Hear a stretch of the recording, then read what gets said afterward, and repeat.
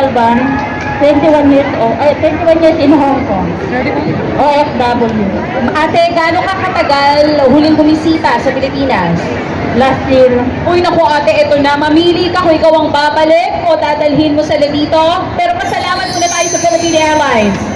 Maraming salamat po sa Philippine Airlines. And congratulations, another winner of the 19,000 miles. At ito sa ating lahat ng Philippine Airlines. Maraming salamat. Congratulations sa ating mga winners. Ayan, maraming salamat. Ayan, picture honor or meron kami special announcement o JP. Since marami pa pong gusto mag-register, magpaparaffle pa po kami ng additional na round trip. Aba. One more!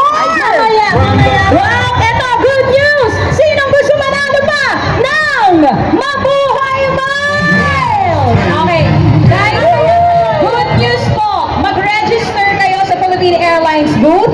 Mamaya po natin bubunutin ang isa pang winner. Actually, DJ Chacha, i-open namin ang booth namin sa mga hindi pa nag-register. Wow, that's nice. Yes, so now, please go to our booth to register. Uy, Mabuhay humabol na kayo sa mga hindi pa nagre-register. Nandito lamang po ang booth ng Philippine Airlines. So ano pa inaantay nyo mga kabayan? Punta na kayo sa Philippine Airlines booth. Mamaya bumunod tayo. One lucky winner again of the Mabuhay Miles. Maraming salamat po. Mga kapatid, once again, palakpakan po natin ang Philippine Airlines Mabuhay Miles for making this moment possible. Maraming salamat. Grabe, ang swerte ng ating mga winners, Ana. Once again, congratulations to all our winners, pati yung mga naunang winners po natin for our games. Philippine Airlines and maraming salamat Mabuhay Miles for making this event possible. Enjoy the rest, syempre, of the Hong Kong Fest 2025 dahil ang dahilan kung bakit nandito lahat ng ating mga kapatid performers ay dahil sa Philippine Airlines. Tama ka dyan, DJ Cha, at syempre kahit saan talaga sa mundo hinahangaan ang mga Pilipino. Lalo na dito sa Hong Kong kung saan maraming masisipag at talaga ng mga maalagang mga Pinoy. Alaga baka mo, Ana? Yes. Nako, speaking of alaga, merong isang app na pwede nyong i-download sa inyong phone na siguradong maaasahan ng mga Pinoy dito sa Hong Kong at sa iba pang mga bansa. Pagdating sa pagbibigay ng alaga sa inyong mga mahal sa buhay sa Pilipinas. Kaya naman para i-share sa atin kung anong meron sa Timbo, tawagin natin sina Jeremy Fabia and Tita Carrie! Thank you, DJ Chacha and Ana. Ayan, maalagang araw sa inyong lahat, mga bossing dito sa Hong Kong. Ayan, ako po si Jeremy Fabia, ang inyong Kuya Jeremy ngayong araw na ito. At syempre ang inyong Tita Carrie, sa Pinoy tayo San Man, Ni Hao Ma! Ni Hao Ma! Kao Chowa! Ang ingay! Ni Hao! Good! Pwede rin lihaw pa, kasi Father's Day ngayon eh. Parang inihaw! Ayan, obvious naman, di ba? Napakasaya po namin na makasama kayo at ibang klase ang energy ng mga bossing Pinoy dito sa Hong Kong. Tita Carrie. Siyempre, iba ang Hong Kong eh. Yan eh, ibang klaseng magtrabaho, ibang klaseng makisama, at higit sa lahat, ibang klaseng mag-alaga ang ating mga OFWs. Alagang, parang ano yan, alagang timbo.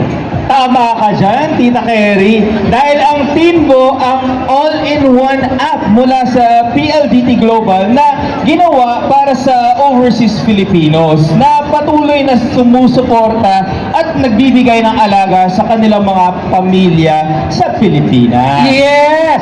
At hindi lang yan, may sari-saring digital product at services ang Timbo. Lahat yan para sa ating mga kababayan. Pwede kayo magbayad ng government contribution gaya ng SSS, Pag-ibig, at syempre, pwede rin magbayad ng Philippine bills gaya ng kuryente, tubig, insurance, at para sa yung pamilya. Dito, yung iba kasi napuputulan eh. Marami dito sa OFWs napuputulan. Ng ano? Ng ipit. Kasi sigaw. No? Kasi sigaw sa pamilya. Hindi ka na naman bayad ng kuryente. Kung padala ko sa'yo, hindi ka na naman bayad. Eh dito, home sold na. Oh, hindi ka naman maputulan ng limit. O ng linya.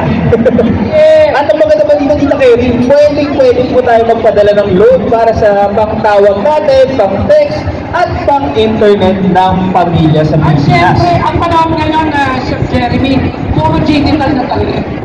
Digital na eh. No? Kaya para hindi kayo mahuli, mag-digital na rin kayo. Puro digital na rin talaga dati yung mga bahay natin. Nag-iikot pa ng mga pangregalo sa Balikbayan Taxes. Ngayon hindi na. Hindi na kailangan maghintay ng matagal ng pamilya dahil pwede na silang padala ng regalo gamit ang Timbo. Yan, pwede kayo magpadala ng e-gift vouchers na pang-shopping, pang-bili sa fast food, pang-grocery, pang-konsulta sa doktor. Number 1 ho yan. Marami pang iba. Lahat yan, meron ho tayo sa Timbo. Amazing! Grabe! But wait! There's more, Tita Kerry! Meron pa? Siyempre meron pa. Dahil all-in-one app nga ang Timbo, pwede rin kayong makakuha ng Smart Virtual Number o yung SVN na tinatawag, Tita Kerry, na pwede mong gamitin as your Philippine mobile number habang nandito sa abroad. Wow! Ayos yan ha. So pwede akong i-text at tawagan ang kapamilya ko sa Pilipinas through my smart virtual number. Pwede, Tita Kerry. Bukod sa calls at text, makakatanggap ka din ng smart virtual number ng OTPs o yung one-time passwords mula sa Philippine banks and e-wallets. Kaya mas mapapadali ang inyong online transactions. Plus, may libreng tawag pa sa OWA Helpline 1348 at sa Action Line 1343 against human trafficking. Para yan sa mga kababayan nating nangangailangan ng serbisyo ng gobyerno. Galing talaga ng alagang Timbo, Jeremy.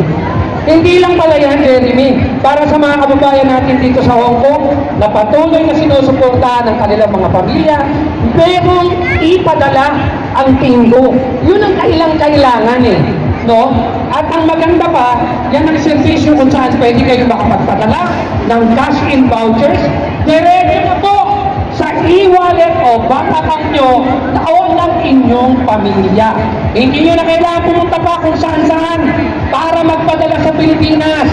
Dahil sa Timbo app, madali na kayong makakapagbigay suporta sa inyong mga mahal sa buhay. Ang daming pwedeng magawa sa tindahan ni Bossy. Talagang Timbo ang app na may puso para sa mga Pinoys overseas. Wow! Totoo yan, Jeremy. Kaya, i-download nyo na po ang Timbo app sa Google Play o sa App Store.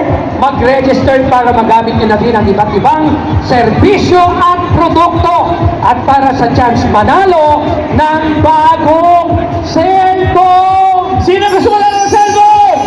Wow! Lakas! Sino gusto mo nalo? Sabi nila kung saan daw mas malaki, dun daw mas malaki yung chance manalo ng cellphone. Yeah! Sino gusto mo